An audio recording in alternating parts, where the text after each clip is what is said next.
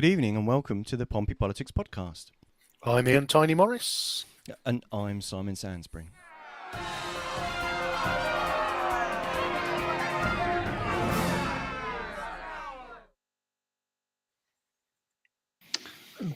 Welcome to a show in daylight. How good is this?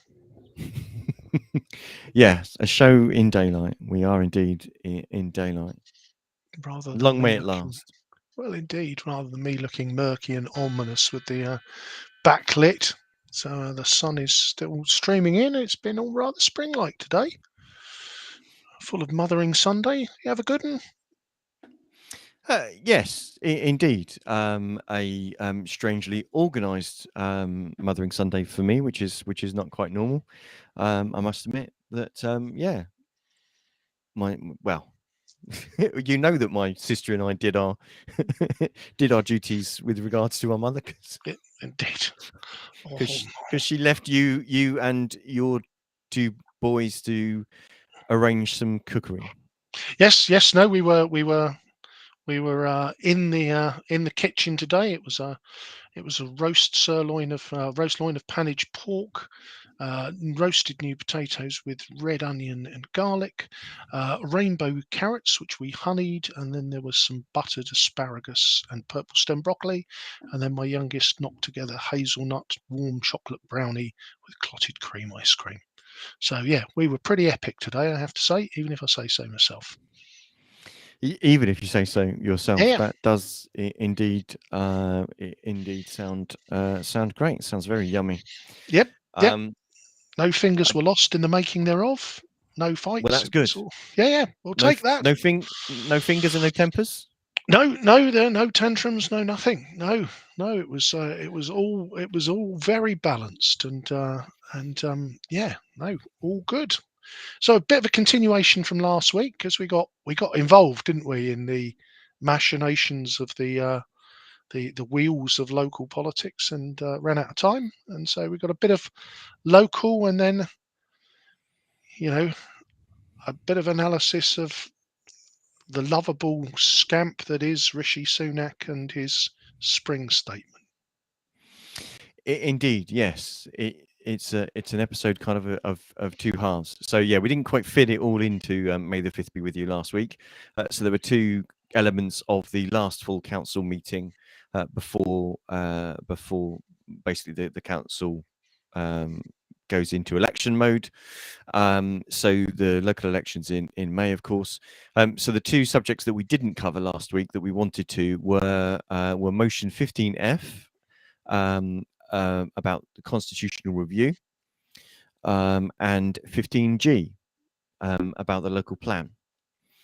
Now, the first was asking essentially for basically the council to commit to reviewing its constitution, and in that sense, basically its way of doing business. So how it deals with things, the sorts of rules that are used to conduct business, so that everybody knows. And there was a bit of there was some themes to this that we picked up in some of the commentary on the in the other items actually that we looked at in last week's show, where it was quite kind of clear that there were committees or working groups that some people didn't realise actually existed, or indeed actually officers that were advising councillors didn't realise existed, and so therefore obviously didn't seem that current. And this kind of also really speaks to that. So this is this was a motion that was put forward by the Conservative group, and it was proposed I'm sorry, my screen has just decided to freeze, which is really, really useful. So yeah, it was an interesting one. So on the face of it, it might sound like not exactly the sexiest subject in the world. That could be considered a touch dry, but let's see whether we can sprinkle some spice onto it. Let's see if we can find something sexy about it. So yes, it was proposed by Councillor Scott Pater Harris and seconded by Councillor Matthew Atkins.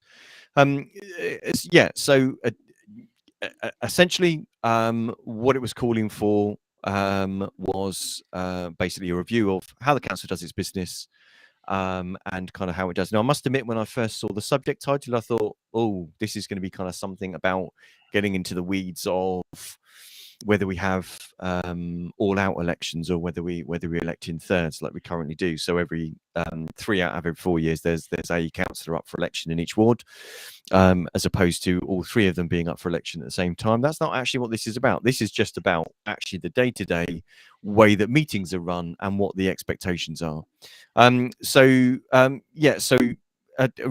so Scott Peter Harris was saying really that the motion speaks to itself, that the Constitution sets out how it operates, and that they therefore are requesting that the council has a Constitution working group set up that reports into the Governance, Audits and Standards Committee, while also reporting back to the full council in May 2023. So Councillor Scott Peter Harris makes the case that times have changed. The Constitution doesn't reflect, for example, how the council does business or how standing orders are used, or include anything about digital meetings. And And it is fascinating, isn't it? When we look at this through the lens of the demands that we have on our councillors, and the meetings that we ask them to attend. And most organisations now, wherever possible, invite people to attend virtually. And again, it's that element where, I guess if we look at, we want more working councillors, the difference between, can I take a couple of hours off to attend a meeting virtually, or I can, work flexibly. Well, if that also involves the half an hour drive down into the centre and to park, and, when we're talking about, being greener, or the extra hour if you want to go by public transport, it does seem mad that we're still dragging people into rooms. yeah, it does seem strange. I mean, in recent years, yes, with COVID and everything, everybody's got used to being able to deal with digital meetings. The power to continue having certain meetings held digitally was something that wasn't pursued or continued by the government. Yep. So it was a national policy that kind of sets whether local councils had the ability to continue working that way. Some things still are done virtually, but when you think of things like full council meetings, when you think of if you're someone that's working during the day that Yep. doesn't actually work within the city, for example, then your chance of sadly, you're going to miss half of the 9-hour marathon that is the full council meeting. And Yep. while that might not actually be a loss, if the idea of having someone elected to council is that they can represent you and hear debates and contribute to them, then not being able to be there because we're not, the business of the council doesn't operate in the 21st century seems a bit Luddite. Well, it does, and I think the other thing, and what many people won't realise, because let's face it, very few people, I think, ever go and read the sort of the full council agenda, but even just reading it reads like 30 years ago. We have to vote to say that there's a set of minutes or a true record of the last arrangement. It does feel very, the whole sort of framework of how it works has that sort of arcane feel to it. It, And it, it does. yeah, And just even something simple like how votes are cast, yeah, how recorded votes are cast. That's literally a roll call of someone of the, basically a council officer actually reading out the name of each councillor in turn. Just trying to and taking their names for whether they're for, against, or abstain for a particular motion. But there's also kind of bits about you have a vote about whether you're going to have a vote. yeah. There are times about whether sometimes it just kind of doesn't really kind of shape up. Sometimes it seems that there's a lot of kind of wasted time, and it just and as Councillor Scott Peter Harris himself said, actually current practice doesn't reflect what's actually happening in the council. And I think it was Councillor Atkins that had actually said they need to work on how the recorded vote is done, how budgetary amendment works. So there was an issue couple of months ago about the budget. There was a late minute amendment to the budget put forward by Councillor Hugh Mason and seconded by Councillor Graham Heaney. But it had to be an amendment to an existing budget, to a budget that had been brought forward by the administration. But the administration or the leader of the council couldn't put forward that amendment because they'd already spoken, and therefore can't put in an amendment against their own thing. But it seemed that kind of blindsided people a little bit, and there was a conversation, a reference back to other councils, for example, like on the Isle of Wight. There's a deadline by which amendments have to be submitted to your budget. Yep. And therefore you can't get any last minute decisions, whether that's a good thing or a bad thing. If you're going to reach an agreement, quite often these things happen. They come down to the wire. The question is, where is the wire? It was. No, sorry. Well, I think again, it's just we often remark about how long these bloody meetings are, but if you've got to read out 42 individual names and get agree, abstain, and be noting that down, and I think this time there were 8, 9, 10 motions.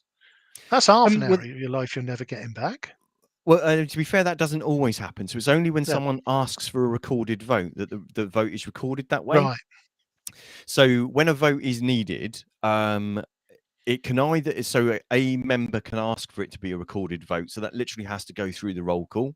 Yep. And then literally the officer will say, right, those in favour, and basically ask each of them. I think the mechanism they use is they ask each of them to stand up, and then as he then reads back their name to confirm that he's recorded their vote, they can sit down, and then literally goes through them in groups and goes through the for, So it's like a game of against, whack-a-mole. and then the abstention.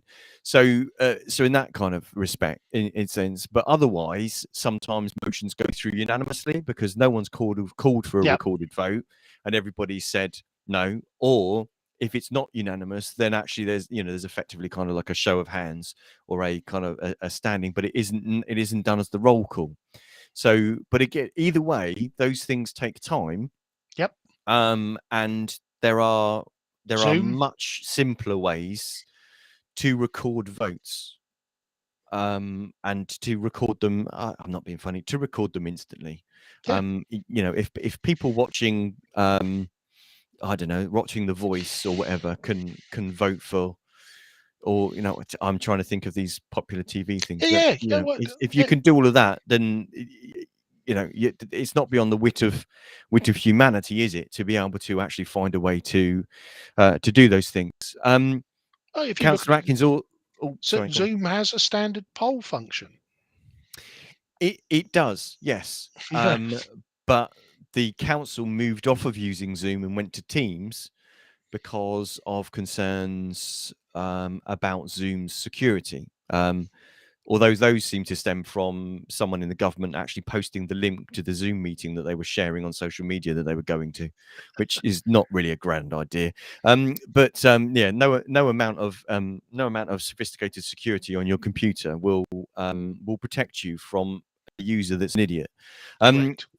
So, Councillor Atkins went on to say that that it cites no constitutional mechanism, for example, to ask questions of a member making a deputation, for example, at a planning meeting. So any council member has the power to be able to go to a planning meeting, even if they're not on the planning committee, and make a deputation at that meeting. Yeah. But he said that there was no mechanism by which to do that. What was very interesting was that Scott, in his closing remarks, pointed out that there is actually a standing order that allows you to do that. So it just as an example demonstrates that, are the standing orders so complicated and unwieldy that people don't read them and understand them, and therefore don't know what powers there are there and what regulations to run by? Well, they just don't follow them, and either way, it means it's not working. But it was quite interesting what Councillor Graham Heaney stood up and said. So he's from the Labour group, was that the Constitution and standing orders were effectively kind of written from scratch when the council moved to the cabinet model that it adopted in the 90s, I believe. he called out that he felt that there's a bit of a nonchalant attitude towards the constitution from the leader of the council, but he also said that it's the basically the rules haven't been reviewed and it's not been made a priority, but there was a working group set up to kind of to set that into place. And he'd said that they'd set out a constitution in the constitution, a budget policy framework, but the council don't use it. And that's the So thing, you know, what's the again, point in having rules that you don't use or that don't reflect current practice?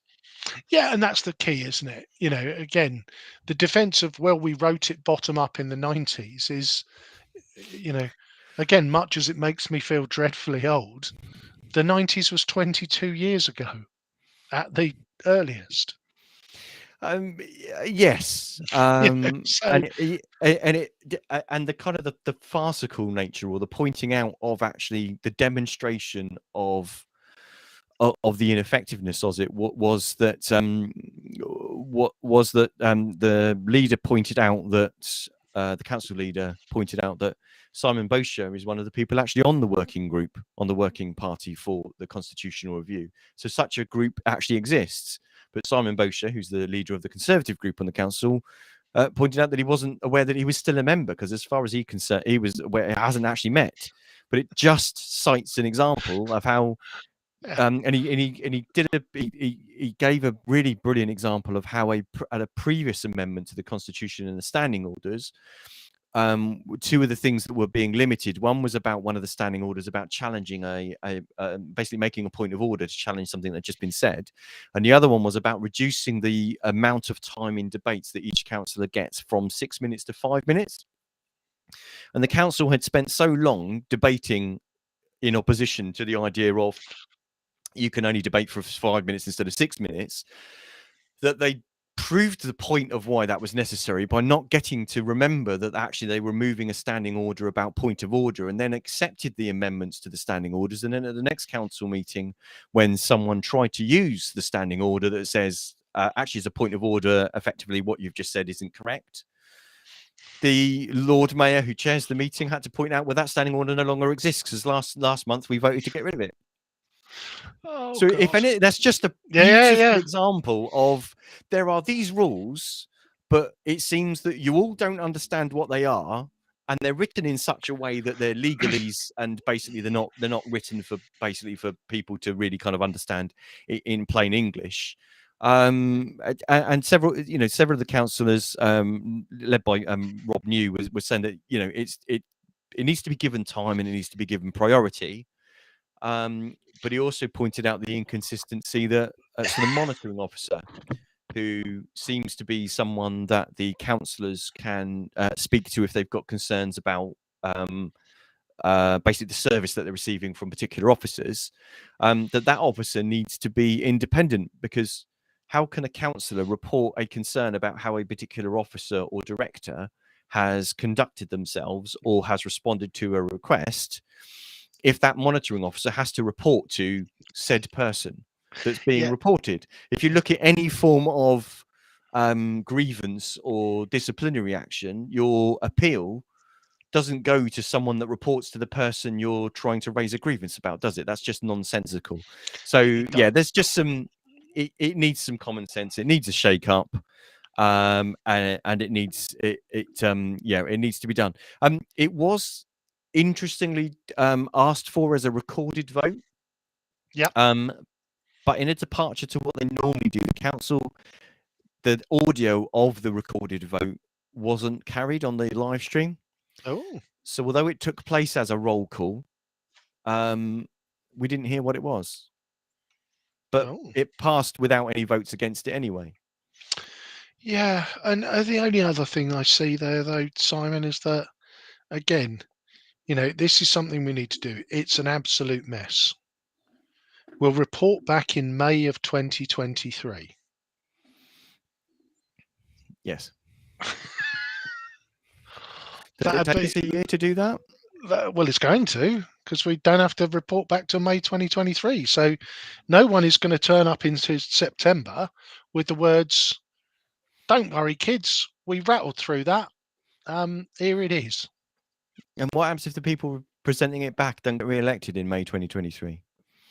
Well, we'll defer it for another year. Didn't someone else have to propose it and second it? But it just, would you take a year to review that? I I don't don't. know that that's something you'd want to review at the. I mean, I can see from one perspective, because at the May is effectively the start of the council year, in the sense of that's when Yeah, the new administration is done. So in that respect, maybe that's a good thing. But on the other hand, does it take you that long to come to a conclusion and it, give a report? I don't think it does.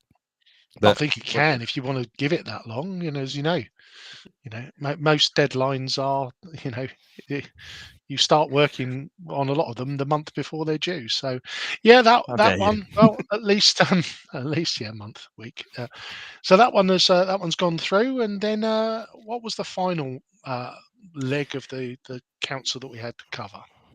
So the final leg was a motion about the local plan. So the local plan is basically something the council have to submit to the government in order to say that they're going to, or planning to meet the housing targets that are set by national government. So national government, for Yep. example, I might not be precise with the figures, but national government are requiring the council to, is it No, it's 15,000 close new to 18, homes I think. In fact, there is over the next 15 years or something? yeah, there 18,000? is What? No, sorry, yeah, 17,700 over the next 15 years. yeah. So there is a point by which, if we don't make the submission in time, the government basically said, no, you haven't got a report, stuff it, we'll make the decisions instead. And there's also a point by which the data set that's being used to being called on in the report has to be within a certain length. It has to be within 15 years old, which, I mean, still seems quite a long kind of Mm. a long range of data set to call on, but nonetheless, that's the thing. But Councillor Ryan Brent, who proposes this motion, helpfully read the motion out. Oh, So let's hear it in his own words. And then some interventions from other councillors, who I will, for the benefit of listeners, I will say who they are as we go along. So are we ready for Councillor Brent? let's rock. This council condemns the Liberal Democrat administration's mismanagement of the local plan and notes that the effect of such sustained mismanagement in a financial and strategic sense in pushing back the local plan timetable, which was only done at the most recent Cabinet meeting on the 8th of March 2022, has clear ramifications in terms of our reputation as a city and service delivery, and further that upon any objective basis, such behaviour and omission on the part of the administration is reprehensible. I just think it's really important that those words were said aloud, because I think they're inarguable. I mean, if we look at how the local plan timetable has been moved, so in August 2020, we were going to submit the plan to the Secretary of State in autumn 2021. I understand and I empathise with the pandemic and the rationale as to why some of the deadlines have moved. I've got the same table from July 2021. So the submission is now spring 2022. And then the most recent, in the March just gone, we are now submitting the plan in spring 2023. So I think for me, it will end up to a point we'll keep pushing this further and further and further back, and we will lose control of our local plan. That is the risk. We will then not have the decision capability that we should have. Though the process has taken longer than anticipated cannot be denied. The delay has been occasioned by two main sets of causes. The first is the uncertainty created by central government by its proposals for changes in the planning principles and procedures. Over the last 18 months, we have had the Planning for the Future white paper, indications, and it is just indications, of the substance of a new planning bill, which seems to be taking an inordinate time to appear, and then the proposals contained in the Levelling Up white paper. Not only have these created uncertainty as to whether our local plan will meet all of their requirements, but they have caused additional work and consequently additional time being required over the last year and a half. It is, however, essential that we produce a plan of which we can be confident that the government will find it to be acceptable. We do not wish to find ourselves in the position Havant Borough, and indeed almost a dozen other councils that I know of, find themselves in having to consider withdrawing their local plan and starting the process all over again, or at least make... Members will recall that the Regeneration Team, which was set up in 2016, developed a comprehensive scheme for extending the Tipner Peninsula. Now, this was put out for consultation at Regulation 18 stage, and we had the following results. 45% of the respondents favoured a scheme involving land reclamation. 32% wanted development only on the existing land area, and 23% wanted no development at all, just 23% wanted no development at all, just to maintain the area without development. This was complicated enough. The result was further complicated by an email petition from 8,995 petitioners, some of whom we believe actually did come from Portsmouth, objecting on ecological grounds to any development whatsoever of the Tipner Peninsula, and we certainly had to take that into consideration as well. This led to the Council last autumn requiring a detailed report and establishing a cross-party working group examining in some detail not just what would be best for Tipner itself, but the implications of each possible option for the other parts of the draft local plan. That the administration's management of the local plan process is careful, sound, prudent, and properly managed.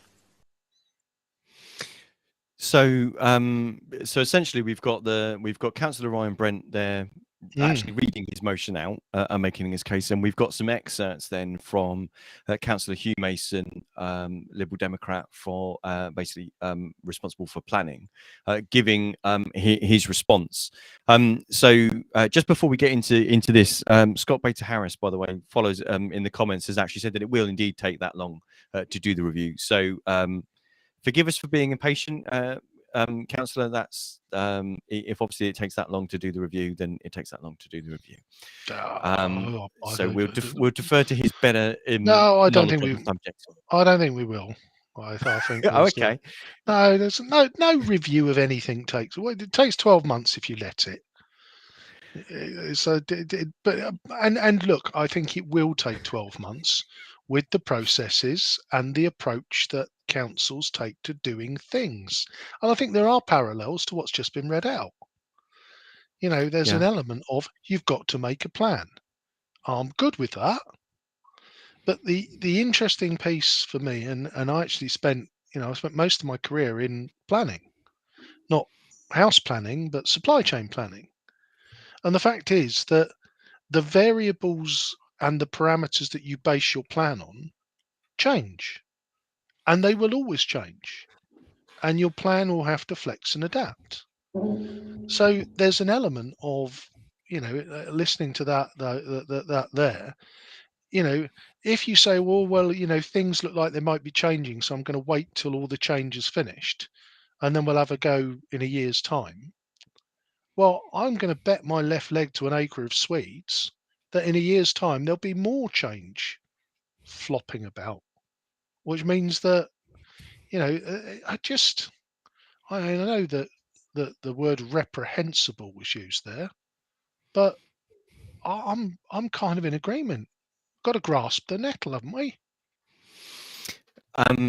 Another councillor, Councillor Jeanette Smith, points out that it depends on the councillors doing the review and the politics of it. So it may not simply just be a case of, I guess, of this is the current state, this is the idea about what it should be.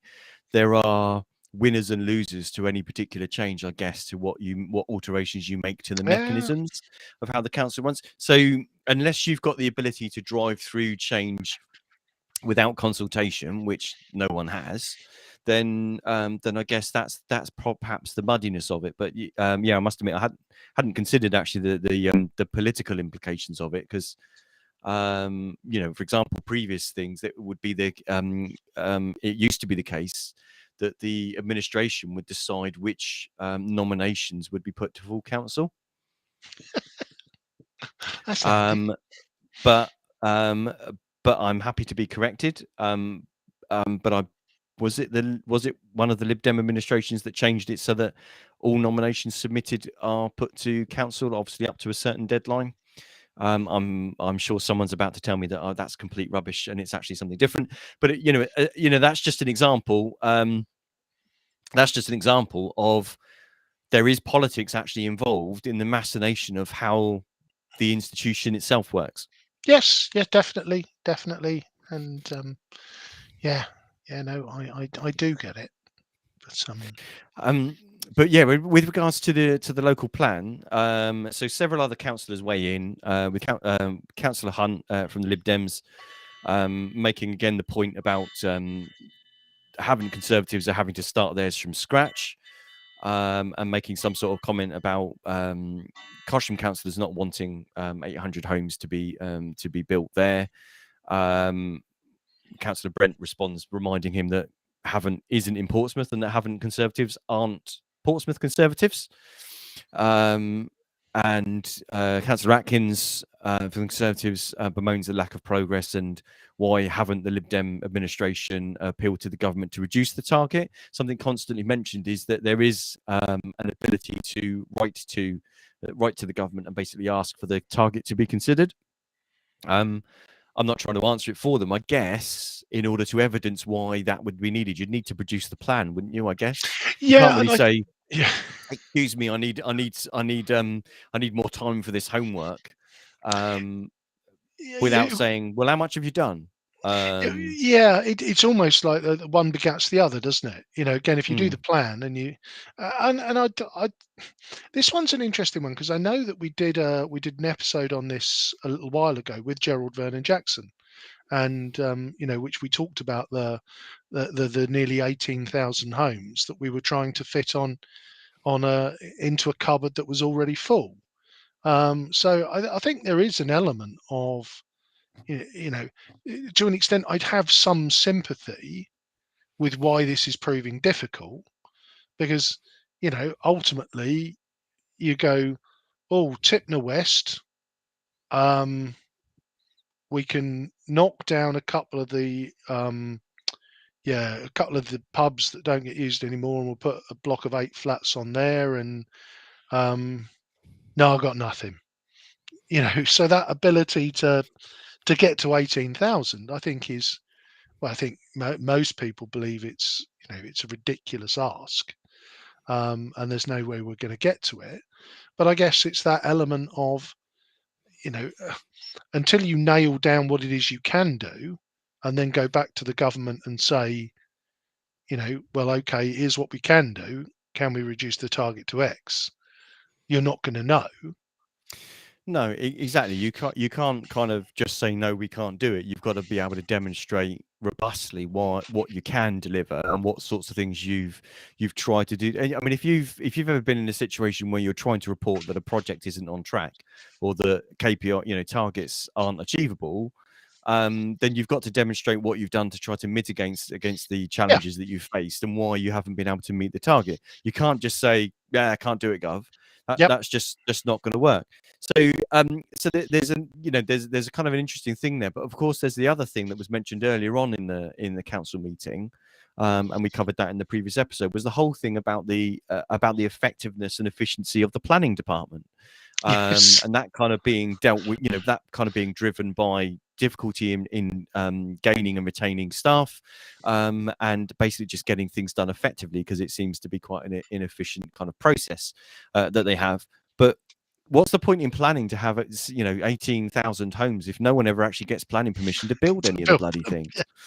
Yeah, you are going to be somewhat stymied there. You're always going to be behind, aren't you? Yeah, it looks that way. I guess there is. And shall I ask a provocative question? Go on. Well, is there some merit? And I know, Ryan was very clear that it would be damaging to our city if we were, if we had it taken away from us. There is a bit of me that says 17,700 new dwellings in Portsmouth is so ridiculous. Is there an element of just handing it over to the government and saying, well, go on? the problem with that is it the planning inspectorate, or anyway, it's basically unelected bureaucrats in not Brussels, sorry, No. in Bristol, different B, unelected bureaucrats in Bristol would then be making those decisions, and they wouldn't be trying to preserve the green spaces in the city. They wouldn't be trying to preserve employment areas in the city in order to do that. So if you drive employment areas outside of the city, that means that more people have to travel by Yep. car Yep. to get in and out of the city in order to get to work and back again. And obviously, if we get rid of any of our precious green spaces, as we all found in the last couple of years, they're desperately, and they're priceless. Yep. Those green lungs that we actually have dotted around the city. We're actually quite fortunate in the number that we have, but we certainly wouldn't kind of want them encroached on. So there was much kind of to and forth about that. Councillor Bosher from the Conservative leader pointed out that the issue in Cosham was actually that it was the land assembly that were talking about reducing the number of homes that were being proposed there, not actually something kind of driven by objections from the councillors. The officers are kind of frustrated by the situation, that the administration had tried to set up joint working groups, because it's an issue that the city needs to face regardless of who the administration is. But that effectively that conversation took the form of that being led in the sense of, well, let's figure out what we're going to do in let's figure out what we're going to do at Lakeside or at St James's or at Langston campus, and then figure out what we're going to do at Lennox Point.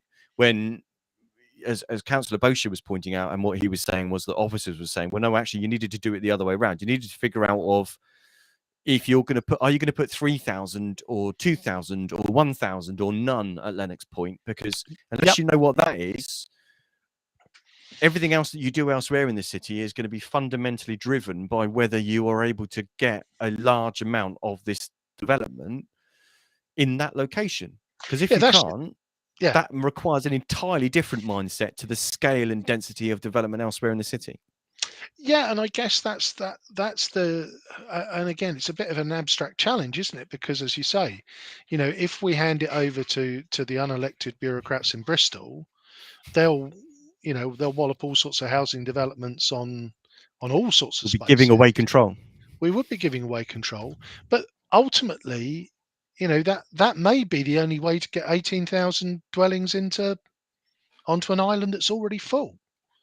So there is a piece where it does feel a little bit like there's a bit of dithering there.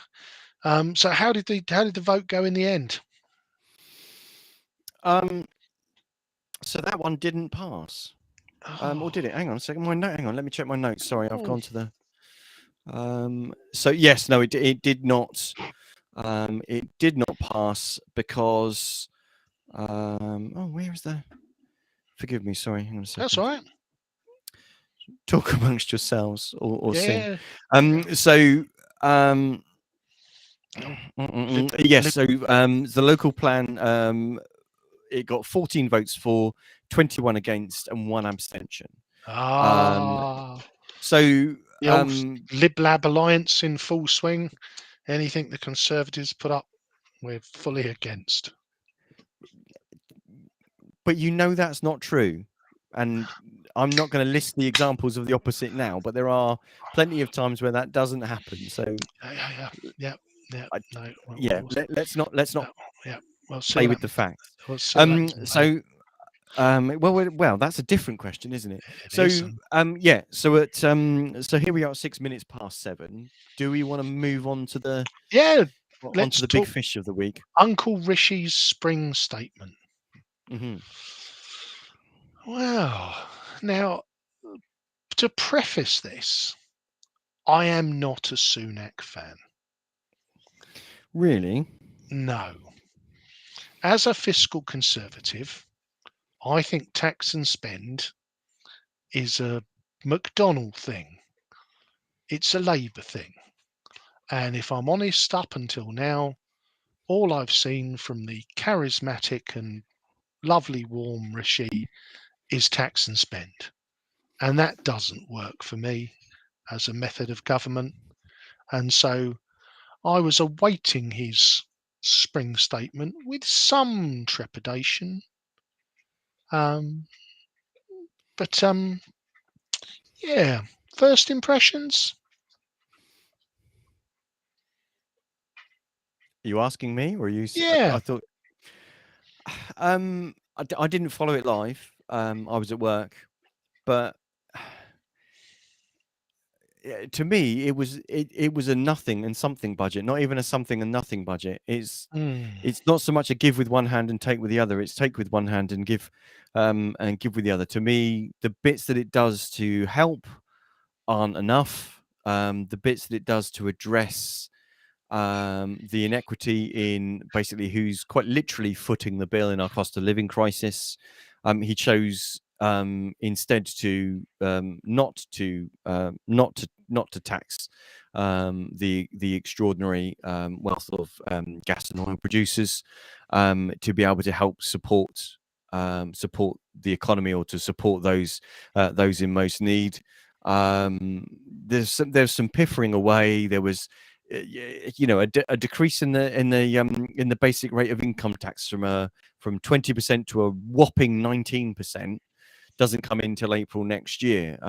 Is Year there after. general election that year? Sorry, next year, 2024. Yeah. Yep. So is there a general election that year by any chance? So I think there's more that he could have done. When you think of the number of people, if you're reducing 5p a litre on fuel duty, as former Lib Dem leader Tim Farron opined on Twitter, brilliant. That's put the price of petrol down to what it was last Thursday. Yeah, so that's let's great, start unless if you're not a driver. So should we kind of go through some of the headlines? And yeah, I mean, let's start with things that we can agree on. The 5p cut in fuel duty, it is a nonsense. Yeah, it is literally makes no difference. You're not a motorist. I my work means that I have to travel across the country. I get driven, and I can tell you that the variation in the cost of petrol, depending on where you fill up, is significant. So on Tuesday, you know, uh, petrol here in and around Cosham was about 163 a litre. On the M3 services, we should have filled up before we went. It was £2 a litre. So a 37p variance. And even as we drove into Basingstoke and on into Reading, 173, 177. So the difference in terms of what you're paying, that 5p, it can just be mopped up by natural variance. So to claim that makes any difference, I've got a reasonably big car. It's 40, 50 litres, so that's saving me £2.50 every time I fill up, off of what effectively, depending on where you fill up, is a 75 to £90 tank. So, for me, that is literally pointless. Yeah. And as you say, I'm not a car driver, so it doesn't directly affect me. Obviously, it drives the costs of things that I purchase, because most of them will have been transported by road. Yep. But nonetheless, 5p out of the duty, it's not really enough to kind of get excited about. And actually, I'd have much rather seen him raising more tax by basically by either a windfall tax, or indeed an increase to the taxes for that. I forget what it's called now, but it was actually something that we listed in our show that we did with economics lecturer Simon Foster, where it was, I think it was the Green Party's policy, where it was about increasing that percentage charge that goes against the value of essentially kind of new drilling, that goes back up from 12% back to 35%. That it was actually it was reduced by Osborne.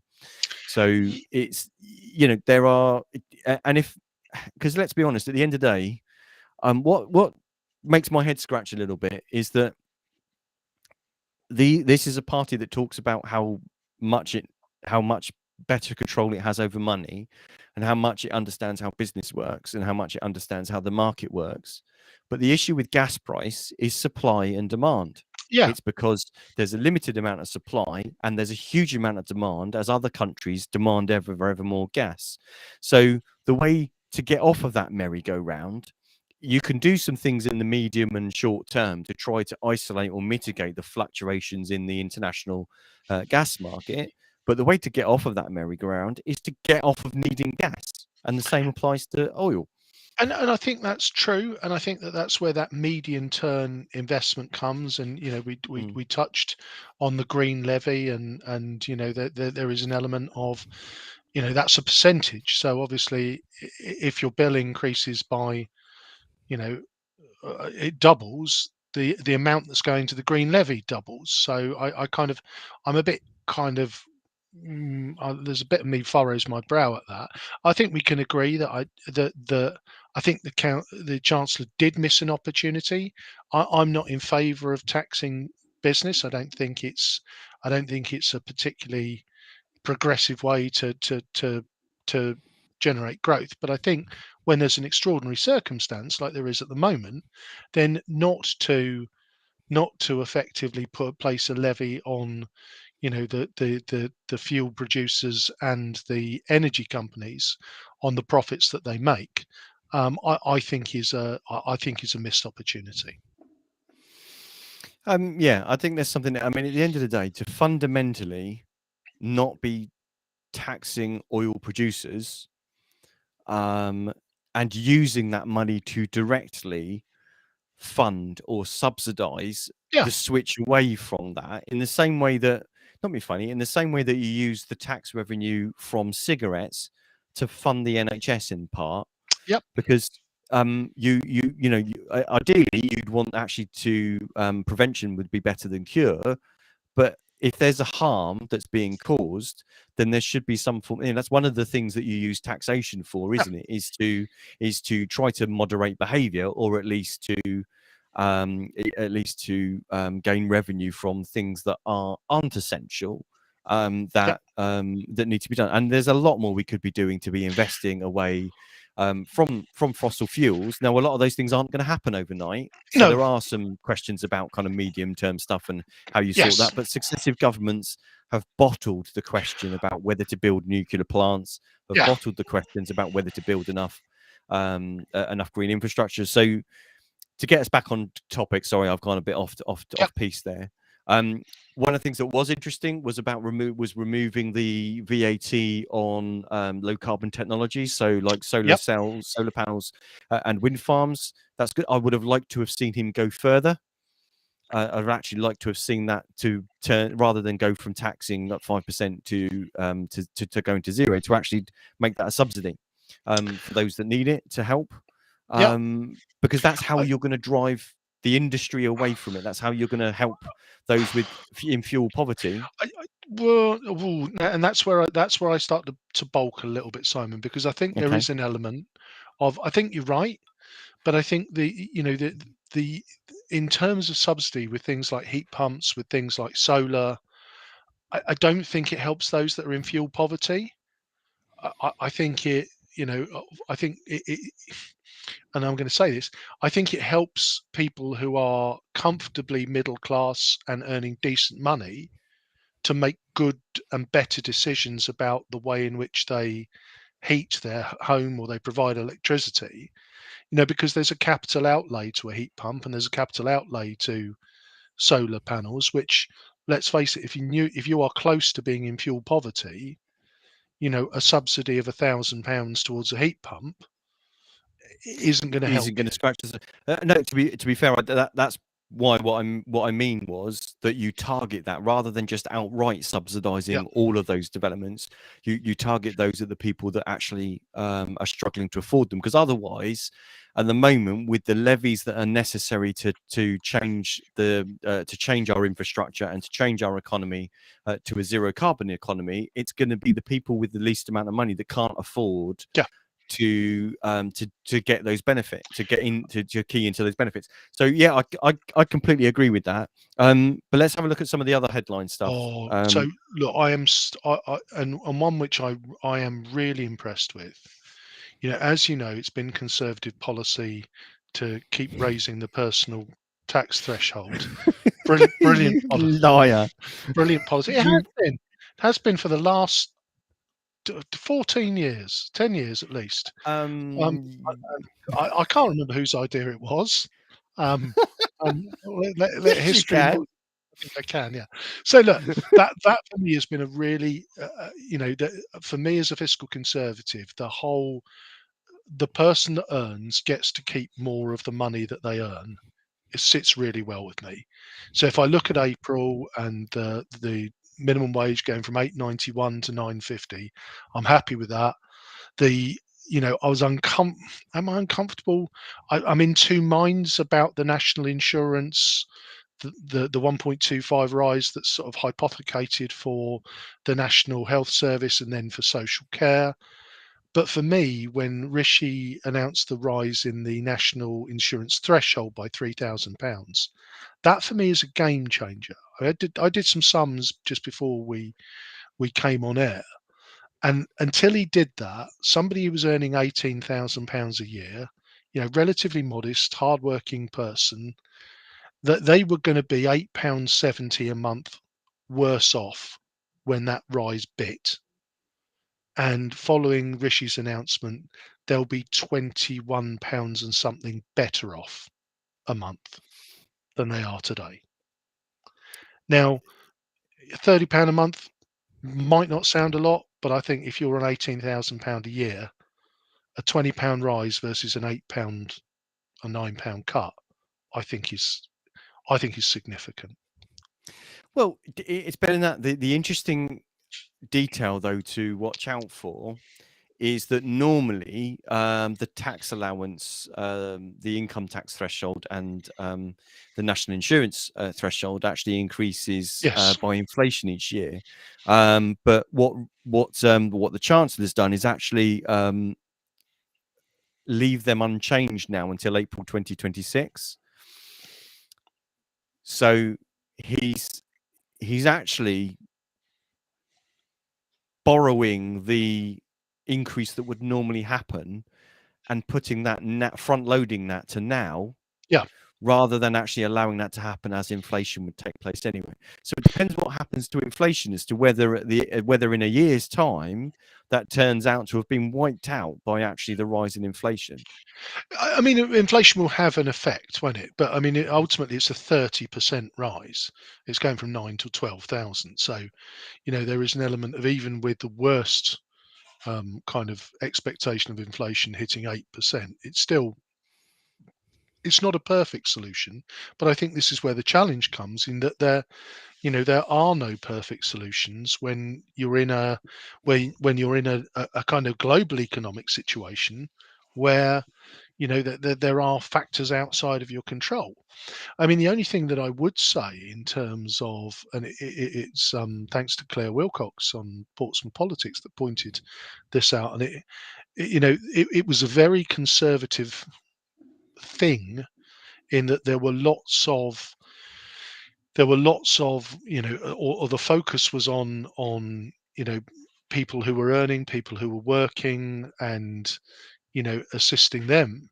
But if you look at people who are disabled and unable to work on benefits, there was nothing in there other than the previously announced the 3.1% rise, which again was inflation when it was announced, but we know that inflation's double that at the moment.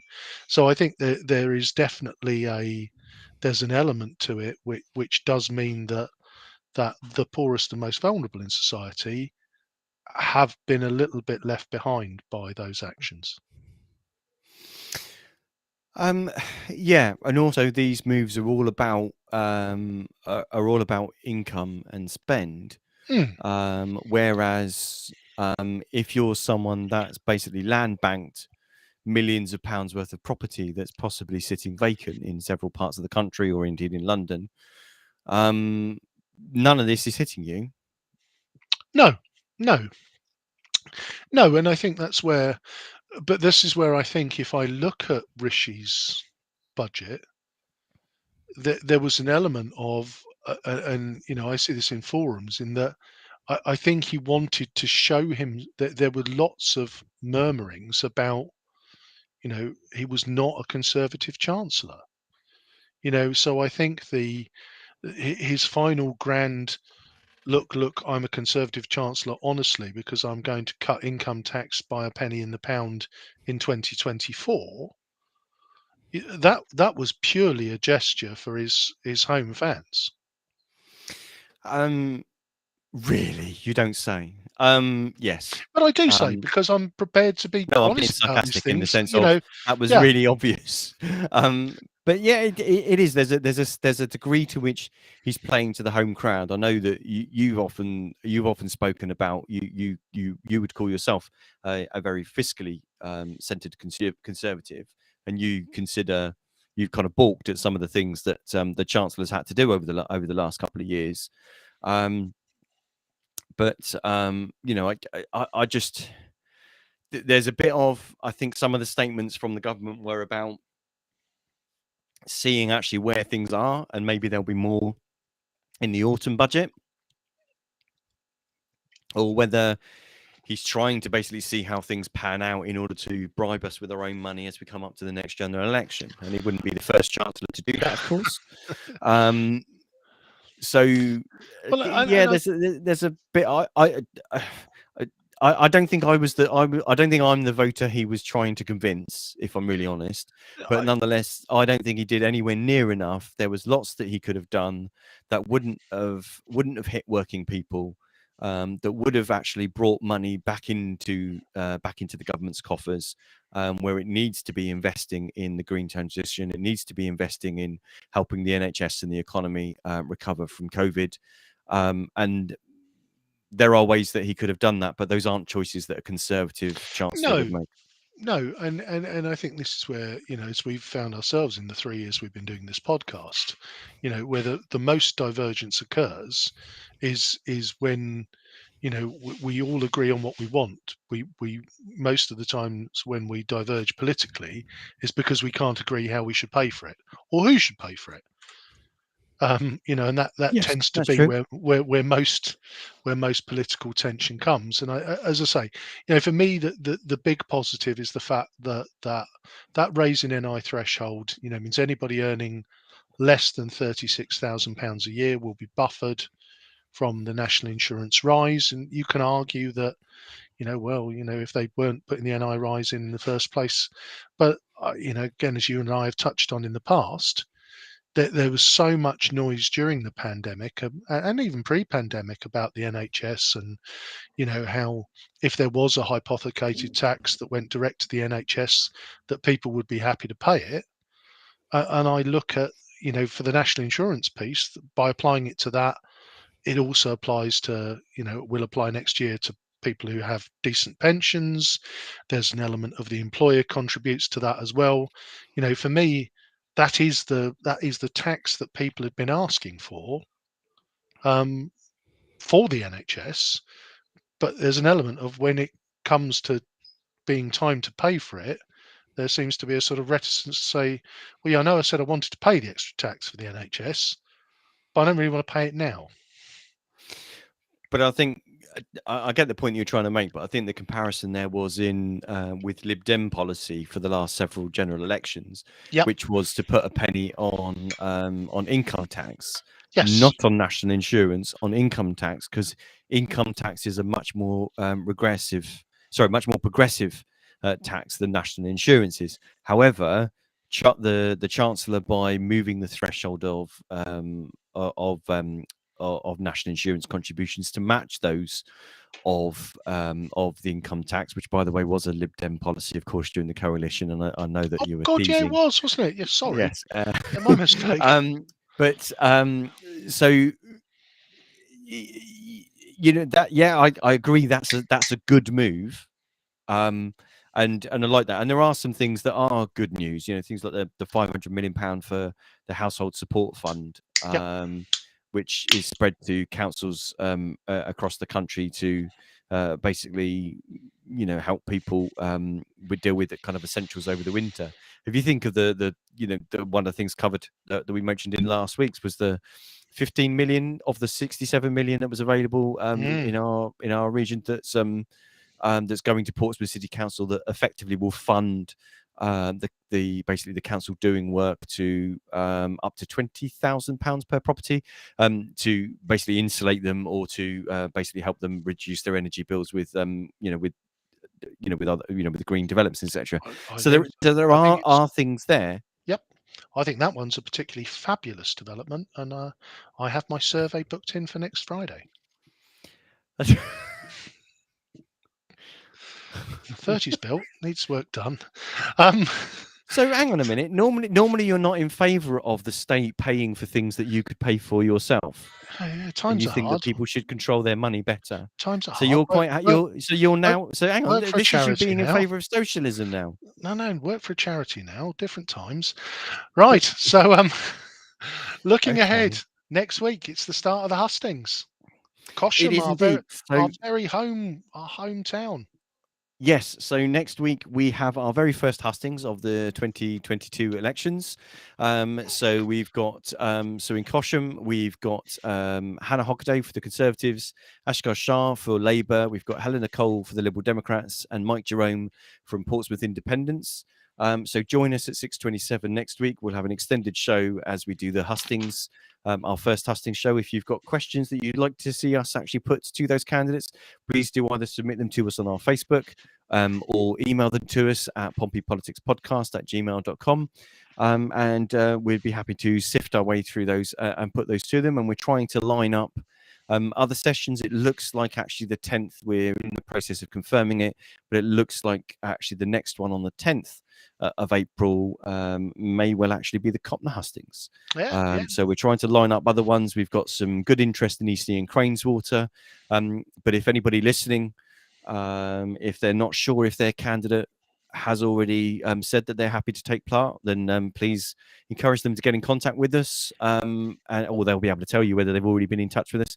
But we will do a hustings as long as we can agree dates with people. We'll do a hustings in any ward in the city where we can get at least 2 of the candidates to take part. So we're spoiling you by opening with Cosham, where we've got not 1, not 2, but not 3, but 4 of the candidates in the local elections, which is marvellous.